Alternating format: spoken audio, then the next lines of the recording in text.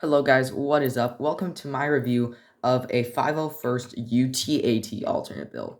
This set uses 4 of the 2020 501st battle packs. So back in the day, which was basically back when they came out, they were 24 bucks. Now they're retired, so they're like 50 each. But this was going to cost you around 100 bucks, you could say.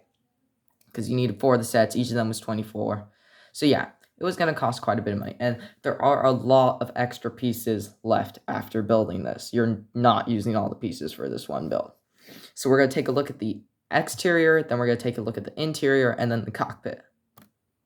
Looking at the exterior on the back, you can see we have this door which actually folds down, but we're not going to go in there yet because we're looking at the exterior, not the interior. We have these nice little slope pieces here. It's sort of a messy build because it is an alternate build, but it looks pretty good for an alternate build. And you can tell that these, I don't know what they're called, but you are supposed to put flag pieces there.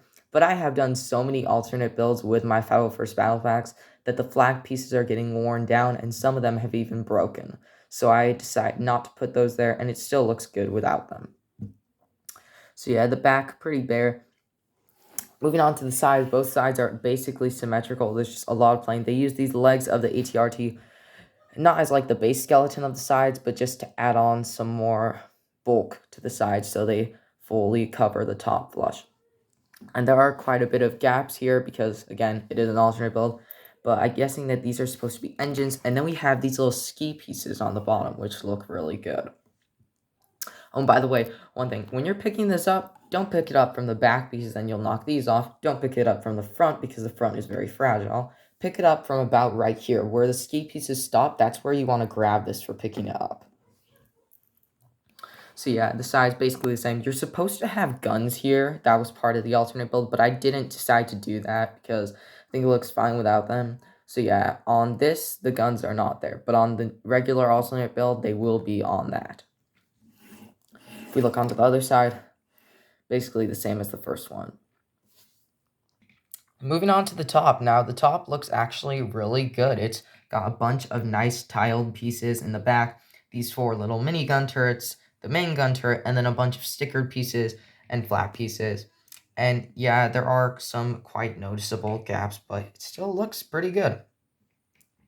And if we move here, we can see these nice little pieces. And I actually customized these a bit because it was causing... Actually, no, I didn't. I had tried to customize them, and then I put them back to normal. Sorry, that's what I meant to say. So yeah, that's basically it for the sides, the back, and the top.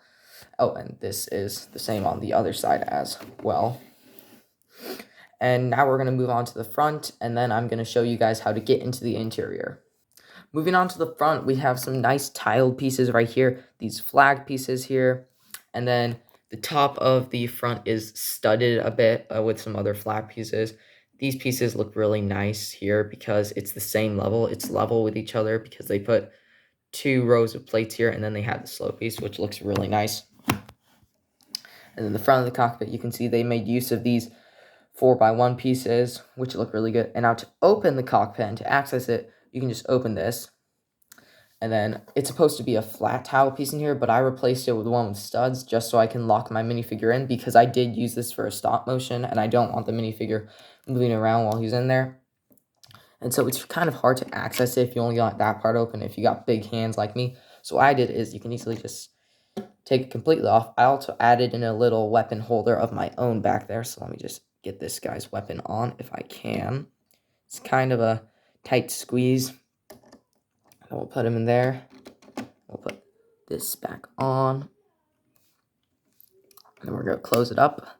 And yeah, so that's how it looks with your minifigure in here. And oh, I also forgot to mention the top cannon can rotate full 360 and it can move up and down. And the same goes for the other cannons. They can rotate 360, but they cannot move up and down like the top cannon. Okay, so now I'm going to show you guys how to access the interior there.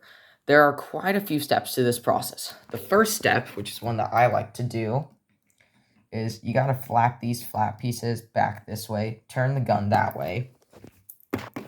And the next thing you're going to do is you're going to flap out these side panels, both of them. And then you're going to flip this up, pull that back, and then just let that rest. It should rest. It doesn't fall down, which is really nice. And then we have the full interior of this thing, and this thing is a beast. This thing can fit like 12 clone troopers, I'm pretty sure. I tested it.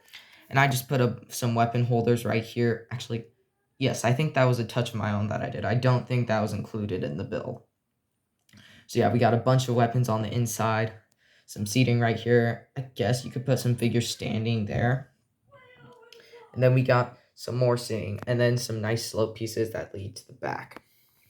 But yeah, all in all, a really great interior. And this piece is actually used to hold up this thing so it doesn't just fall over completely, because there's nothing supporting it. And now we're going to close this all back up, and then I'm going to give you guys my final thoughts. Oh, and I just realized while filming this, I should probably show you guys how to close this back up. So what you're going to do, what I like to do is I like to close this thing first, flap in both of the sides, close this top thing, make sure that this is aligned. So we want the flap pieces to be inside of these things, but we want this gray, I don't know what it's called. We want that to be outside. And as you can see, these things are kind of holding it back, so we're going to go like that. Then we're going to flap these pieces back, and we're going to put the gun back to its proper position. All in all, I think this is a really great alternate build. I'm very happy with this alternate build. One thing I forgot to mention is that this thing is extremely fragile. If you drop this, it is going to shatter without a doubt.